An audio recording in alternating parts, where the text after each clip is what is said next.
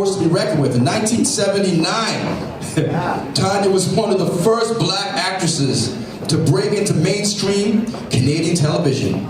She's best known for her 20-year starring role as Dr. Olivia Winters on the popular daytime drama, The Young and The Restless, which currently airs in over 60 countries. And international awards, including 2 NAACP Image Awards and an Actor Award of Excellence. Tonya Williams has been the founder and executive director of the Reelworld Film Festival and Reelworld Screen Institute since 2001.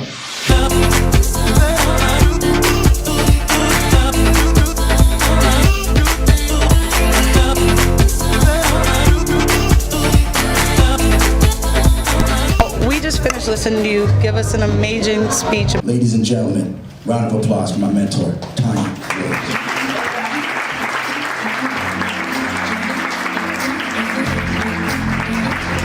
This feels really nice. You know what? I don't feel like I'm at this huge sort of event thing. I really feel like I feel like you guys, if I lived in a Tyler Perry house, I feel like this is like you guys just coming over for Saturday or something.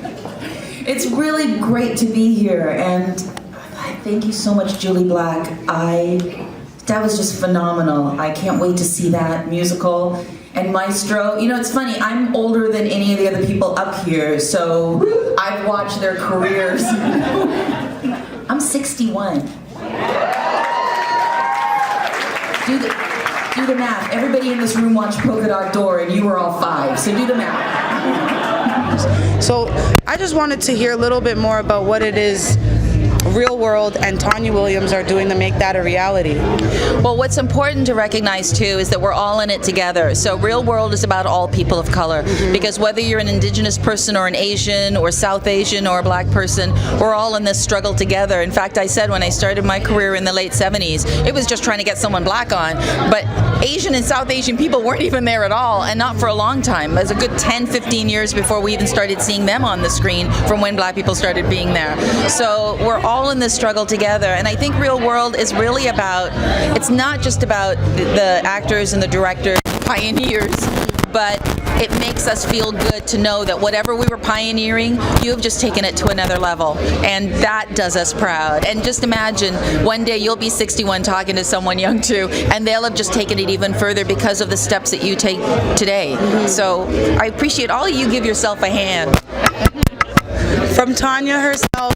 Growing up, I was almost always the only black person in the room, and I recognized that what I said and did, every other eye in the room was going to cast on every other black person that they ever met after that point. So I took that. It can be a heavy burden, but it can also be a really positive thing. You have an opportunity to change people's opinions about who black people are, how they think, what they do, and that they're not one monolithic group of people that move in one monolithic way, that we're varied, that we're different, that we think differently, that we have different desires and, you know, different wants, and that's about, I think that's the future to me when I think about Black history right now, and I think about the future, is that we have to change the minds of the world in understanding that all black people are not one people.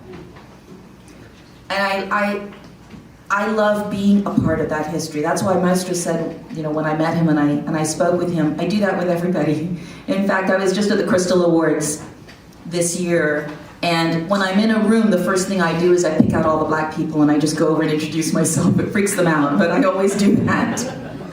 And I've done that since the very beginning because I never used to see any black people. So if I go in a room and I saw one, how could you not walk across the room and say, hi, black person, black person. When I went to high school, I was usually the only black kid in all of my schools that I ever went to, and I went to schools in England, where I was born, and in Jamaica and in Canada. But when I hit high school, there was one other black guy, Andy Cole, and I'm sure he was a great guy, but we couldn't be more mismatched, and everyone in the school just decided that we should probably date because we were two black people. Even though he was like, you know, like a crazy party guy who like smoked pot and drank all the time, and I was in the band and in classical music, I have no idea why they thought, you know, we'd be a good match other than the fact that we were black.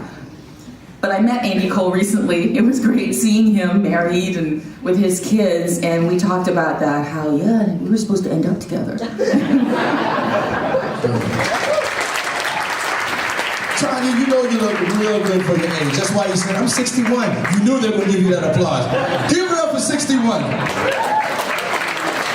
Thank you for all that inspiration throughout the years, man.